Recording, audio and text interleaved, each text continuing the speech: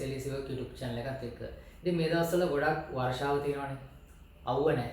ඒ කියන්නේ ඔයාලා මේ වීඩියෝ බලන්න ආවේ රිදි වේලා ගන්න පුළුවන් සරල ක්‍රමයක් ගැන දැනගන්න. ඉතින් වැඩි විස්තර කතා කරන්න බලාපොරොත්තු වෙන්නේ නැහැ. බලමු මේ ක්‍රමය මොකක්ද කියලා. සාමාන්‍යයෙන් ඔයාලා වර්ෂාව දවස්වල රිදි වේලා ගන්න එක්කෝ අයන් එක පාවිච්චි කරලා නැත්නම් ස්ටෑන්ඩ් ෆෑන් එක හෝ සීලින් ෆෑන් එක පාවිච්චි කරලා ඒ මගින් එන හුලඟෙන් තමයි ගොඩක් කට්ටිය පුරුදුලා ඉන්නේ හදිසි අවස්ථාවකදී වර්ෂාව වෙලාවකදී රිදි වේලා ගන්න මෙන්න මේ ක්‍රම දෙක බහුල පාවිච්චි කරනවා.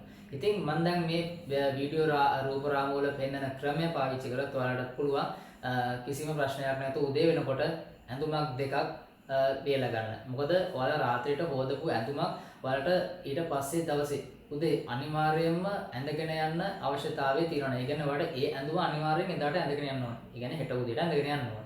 ඔයාලා මොකද කරන්නේ? ඔයාලා අනිවාර්යෙන් මේක වෙල ගන්න ඕනනේ. ඉතින් ෆ්‍රිජ් එක ඒකට පාවිච්චි කරන්න පුළුවන්. මම මේ රූප රාමු වල පෙන්වන විදිහට ඔයාලට ශීතකරණයේ රත් වෙන පැත්තක් හෝ දෙපැත්තක් තියෙනවා.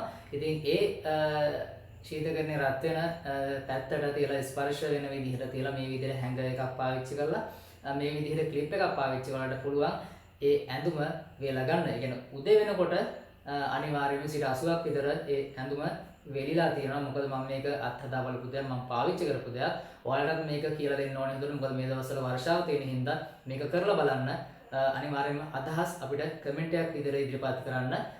වීඩියෝ එක හොඳයි නම් වීඩියෝ ලයික් කරන්න. තවත් යාළුවෝ බලන මේ වීඩියෝ එක ෂෙයා කරන්න. සබ්ස්ක්‍රයිබ් කරලා එකතු වෙන්න කියලා පුංචි ඉල්ලීමක් කරනවා.